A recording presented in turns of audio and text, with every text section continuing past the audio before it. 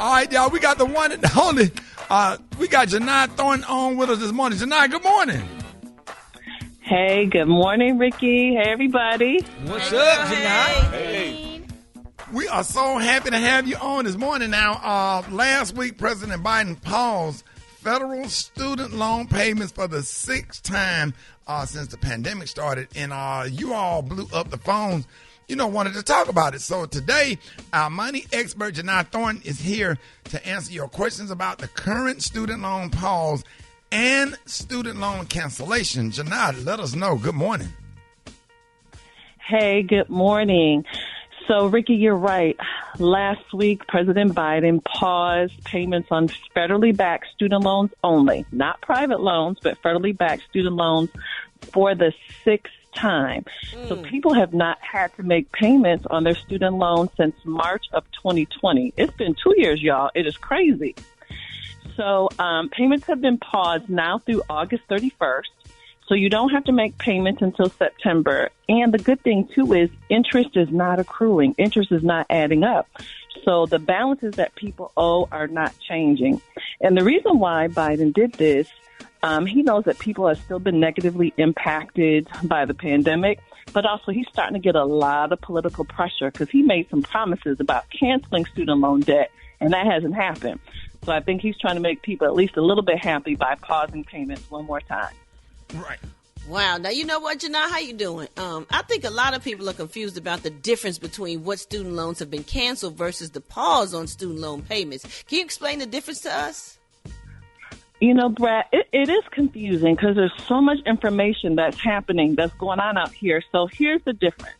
Biden has canceled over 700,000 student loans totaling more than $17 billion. That's a B, $17 billion. But people are like, wait a minute, what about my loans? The people who have benefited mostly are people who work in public service. So those are people who work for the government, people who work for nonprofits, and they've made payments for 10 years.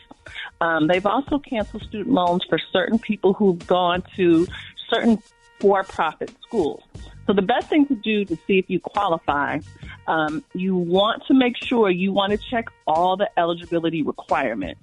So I know people are thinking, hey, I hope it's me, but go to studentaid.gov. Go to studentaid.gov to see if you qualify for student loan cancellation.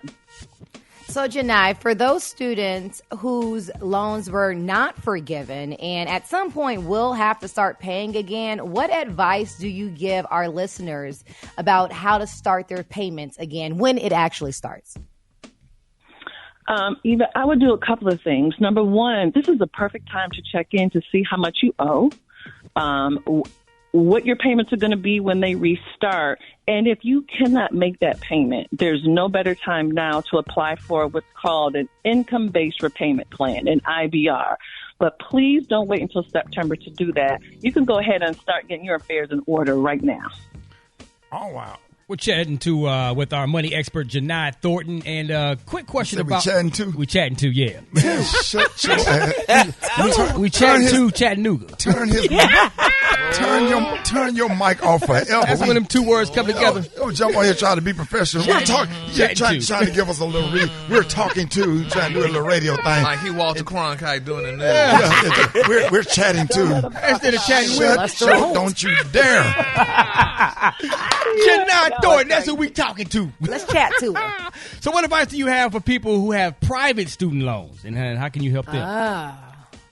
Well, I'm glad you said that because we keep hearing about all these payments being paused. People who have private student loans have never benefited from this. They've still had to make their payments the entire time. So if you're having problems, you're going to have to talk to your lender directly. And private student loans, those are people who got their loans directly from a bank or a credit union. Now, there's a really good website you can check out, which is called Credible.com. So if you're looking for options on consolidating or refinancing your private student loans, Credible is a really good source to check out. And Gary wanted to know, did you have to pay back Pell Grants?